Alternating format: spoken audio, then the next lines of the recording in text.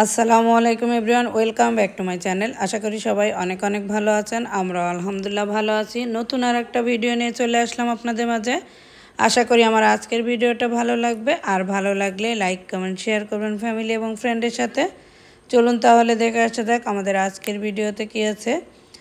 আজকের ভিডিওতে আমি সকাল থেকে শুরু করেছি। আজকে আমি সকালবেলা দেশি মুরগি, আলু ঝোল আর ছিটে রুটি খাবো।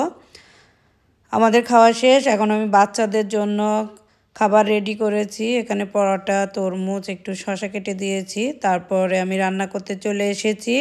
তো আজকে আমি হাঁসের মাংস রান্না করব, আর এটা হলো বাংলাদেশ থেকে নিয়ে আসা। তো আমি হাঁড়ির মধ্যে সব ধরনের মশলা দিয়ে দিয়েছি, আর গুঁড়া মশলাগুলোও পরিমাণ মতো দিয়ে দিয়েছি। আর এই হাঁসটা ছিল অনেক বড়, 4 কেজি ওজনের। তো এই হাঁসটা রেডি করে দিয়েছে আমার আপা, আর আমি নিয়ে এসেছিলাম। রান্না করব করে আসলে করা হয়নি। তো আজকে আমি ফাইনালি রান্না করব। আর হাঁসের মাংসগুলো অনেক মজা ছিল, বাংলাদেশে রান্না করেছিল। তো ভাবলাম যে আমি একটু রান্না করব কবে, তো একটু দেরি করে রান্না করে খেলে কিন্তু বেশি ভালো লাগে। আর শীতের দিনে হাঁসের মাংস খেতে বেশ মজা লাগে। তো এখানে আমি সব মশলাগুলো খুব ভালো করে ভুনা করে নিয়েছি। তারপরে এই যে এখানে আমি দিয়ে দিচ্ছি, মনে হচ্ছে কি খাসির মাংস, মানে এত সুন্দর। আর মাংসগুলোতে এত চর্বি হয়েছে বলার বাহিরে। আর রান্নাটাও বেশ মজা হয়েছিল। তো দুপুরবেলা আজকে হাঁসের মাংস রান্না করব আর সাদা ভাত রান্না করব। তারপরে বিকালবেলা অন্য কিছু রান্না করব। মেহমান আসবে, রাতের বেলা খাবে। তো তারা আবার হাঁসের মাংস খায় না, তাই তাদের জন্য আলাদা করে কিছু রান্না করতে হবে। আর হাঁসের মাংসটা আমি খুব বেশি করে ভুনা করে রান্না করব, একদম কালো কালো হয়ে যাবে। আর এখান থেকে দেখবেন যে পানি ছাড়বে আর তেল বেরোবে প্রচুর, যেহেতু হাঁসের মাংসে এদের চর্বি ভর্তি করা। তো ঢাকনা দিয়ে আমি ঢেকে দিলাম। ঢেকে দেওয়ার পরে দেখেন একদম চর্বিগুলো গলে পানি পানি হয়ে গেছে।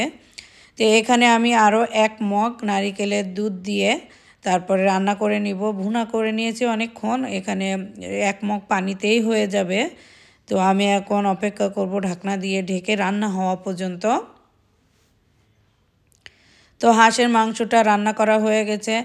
আর আমার মায়ের হাতের হাঁসের মাংস রান্নাটা এত বেশি মজার, আসলে মা তো এখন রান্না করতে পারে না, তো ওটা মিস করি।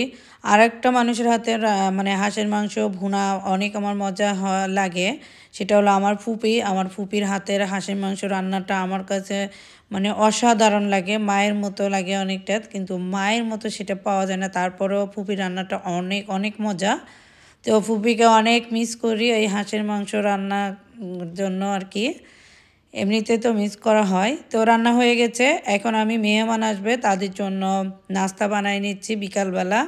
তো ওরা রাতে আসবে, এই জন্য আমি আগে আগে একটু করে রাখবো, কারণ সব কিছু নিজে করতে হবে। আর কেনা জিনিসটা আমার কাছে এত বেশি ভালো লাগে না, তাই চেষ্টা করি আমি সবসময় ঘরে কিছু জিনিস বানাতে।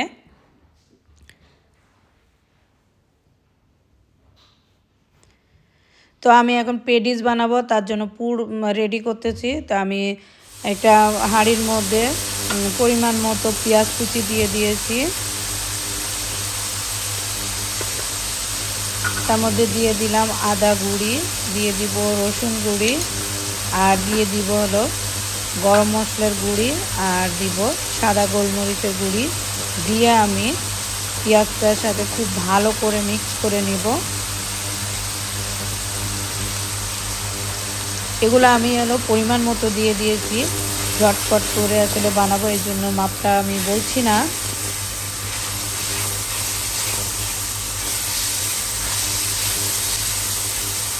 দিয়ে আমি খুব ভালো করে মিক্স করে নিয়েছি। আর এখন পেঁয়াজগুলো অনেক সফট হয়ে গেছে। এর মধ্যে আমি এখন দিয়ে দিব 2 কাপ পরিমাণ কিমা। আর এটা হলো চিকেন কিমা, আমি আগে সিদ্ধ করে নিয়ে তারপরে ঠান্ডা করে ব্লেন্ডারে ব্লেন্ড করে নিয়েছি। এতে করে আমার জন্য খুবই সুবিধা হবে। আর পেডিসগুলো বানালে মানে পড়বে না, আর কিমাগুলো একদম ঝুরা ঝুরা আর খুব সুন্দর। আর এখন আমি দিয়ে দিচ্ছি গাজর কুচি। আর গাজর কুচিটা আপনারা দিলে দিতে পারেন, না দিলে নাই, আমার কাছে দিলে মনে হয় ভালো হয়, আর বাচ্চারাও একটু খেতে পছন্দ করে। তারপরে দিয়ে দিলাম পরিমাণ মতো লবণ। লবণ দিয়ে আমি আবারও ভালো করে মিক্স করে নিচ্ছি। এবার এর মধ্যে দিয়ে দিলাম আমি সয়া সস পরিমাণ মতো। তারপরে আমি দিয়ে দিচ্ছি ধনিয়া পাতা কুচি, দিয়ে আমি পুরটা রেডি করে নিব।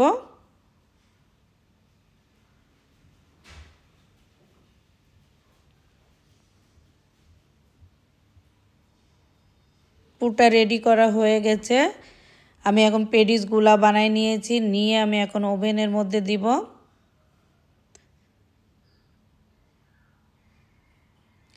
এটা হলো আমি 20 মিনিটের জন্য দিয়ে দিব। তো প্রথমে আমি ঢোকাই দিচ্ছি, দিয়ে 10 মিনিট আমি ওভেনটা ফ্রি হিট করে নিয়েছি, নিয়ে তারপরে আমি ওভেনের ভিতরে দিয়ে দিচ্ছি। দিয়ে আমি এখন এই যে বন্ধ করে দিয়েছি।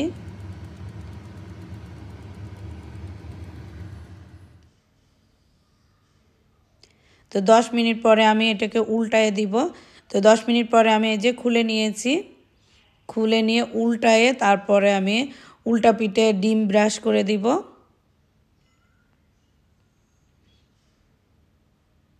তো উল্টায় নেওয়া হয়ে গেছে, ওই পিঠ কিন্তু মোটামুটি হয়ে গেছে। আর এই পিঠে এখন আমি ডিম দিয়ে দিব, তাহলে অনেক সুন্দর হবে, আর দেখতেও যেমন সুন্দর হবে, খেতেও অনেক মজা হবে। তো রেডি হয়ে গেছে আমার পেডিস। তারপরে আমি কয়েকটা সমোসা ভাজি করব। মুকরামিন এখানে ডিস্টার্ব করতে চেয়ে, সে বলে খিদা লাগছে, সে সমোসা খাবে। তো 4-5টা সমোসা আমি ভাজি করে দিব, ও বসে বসে খেতে থাকবে। আর ওইদিকে আমি কাজ করব, তা না হলে মুকরামিন ডিস্টার্ব করবে।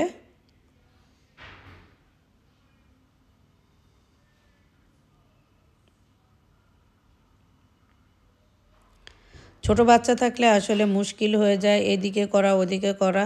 তো আমি আগে থেকে সবসময় চেষ্টা করি কিছু কাজ গোছায় রাখার জন্য।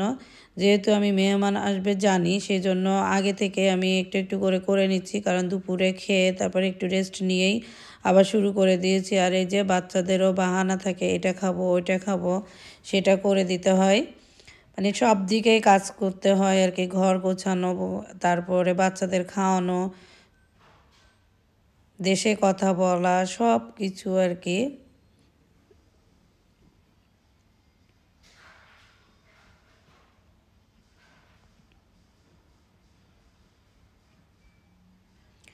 আর সবসময় ঘরে এরকম বানানো থাকে বলে সমোসা পেডিসটা আজকে ছিল না, এই জন্য আজকে তাড়াতাড়ি করে বানাতে হয়েছে। সমোসা প্রায় সময় থাকে, আবার দেখা যায় যে হঠাৎ করে শেষ হয়ে গেছে, আলসি লাগে বানাতে, তখন আসলে কিনে নিয়ে আসতে হয়। তো বেশিরভাগ চেষ্টা করি আমি ঘরে বানায় রেখে দিতে, তার জন্য ফটাফট বাচ্চাদেরকে দিতে পারি, মেহমান আসলেও দিতে পারি। সমোসাগুলো ভাজা হয়ে গেছে, মুকরামিনকে দিয়ে আমি একটু রুমের মধ্যে চলে এসেছি, যে রুমটা এলোমেলো ছিল, রুমটা ক্লিন করে নিলাম। তারপরে যে সকালে আমি ছানা বানাই রেখেছিলাম, সেটা দিয়ে মিষ্টি বানাই নিলাম। মিষ্টি বানায়ে আমি এখন এই যে রান্না বসিয়ে দিয়েছি।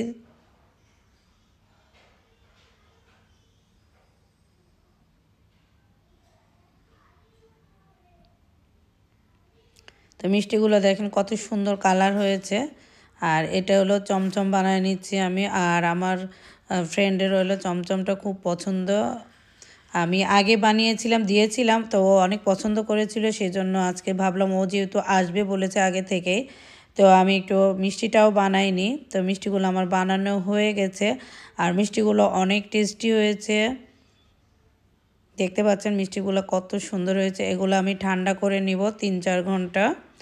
তো এই যে ঠান্ডা করে নিয়ে আমি রেডি করে নিয়েছিলাম, আর এই যে মাওয়া গড়িয়ে নিয়েছি। তো খাওয়ার পরে ওকে দিয়ে দিব, এই জন্য একটা বক্সে করে আবার রেখে দিচ্ছি আলাদা করে।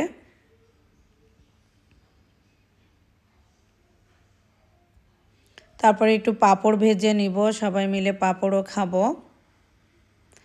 আর এখন রান্না করে নিচ্ছি তাড়াতাড়ি করে, যে চিংড়ি মাছ, যে তাড়াহুড়া করে যেটা রান্না করা যায় ওইটাই করব, কারণ নাস্তা আইটেম বানাতে বানাতে অনেক দেরি হয়ে গেছে। আর এদিকে গরু মাংস ভুনা করতেছি, অল্প কিছু আজকে রান্না করব আর কি। গরু মাংস, চিংড়ি মাছ, ডিম আর মুরগি রান্না করব।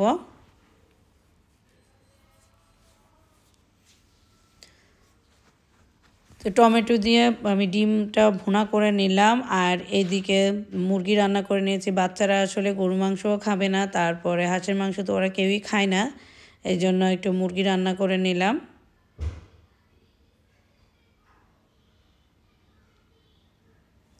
তারপরে আমরা খাওয়া দাওয়ার পরে ওকে যে প্যাকেট করে আবার দিয়ে দিচ্ছি একটু, কারণ ও না হলে আবার যে রান্না করবে পরের দিন, আরও অনেক দূর থেকে এসেছে, এই জন্য সব কিছু একটু একটু করে দিয়ে দিলাম যে বাসায় যেয়ে পরের দিন যাতে ওর আর না রান্না করতে হয়, সেই জন্য প্যাকেটে সব বক্স বক্স করে দিয়ে দিয়েছি।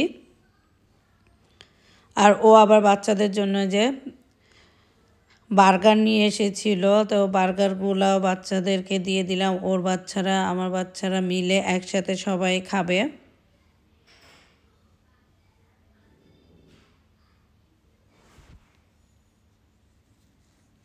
আরও অনেক কিছু নিয়ে এসছে আমার জন্য গিফট, সেগুলো আমি কোনো একটা সময় অন্য ভিডিওতে দেখাবো। আজকে আসলে সময় নাই, কারণ অনেক বেশি ব্যস্ত, গেস্ট আসলে বুঝতেই পারেন যে কেমন ব্যস্ততা থাকে।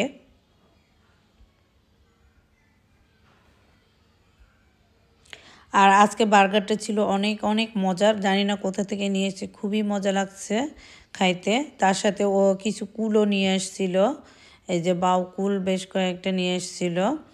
তো ওরা চলে গেল, তারপরে মুকরামিনের খুব মন খারাপ, তো ও ক্যাটকে একটু দুধ খাওয়াবে, বাইরে ক্যাট দেখে এসছে, তো সেখানে গেলাম একটু দুধ দিতে। তো আমাদের ভিডিওটি কেমন লেগেছে, যদি ভালো লেগে থাকে লাইক কমেন্ট শেয়ার করুন ফ্যামিলি এবং ফ্রেন্ডের সাথে। আজ এখানে বিদায় নিচ্ছি, আল্লাহ হাফেজ, আসসালামু আলাইকুম।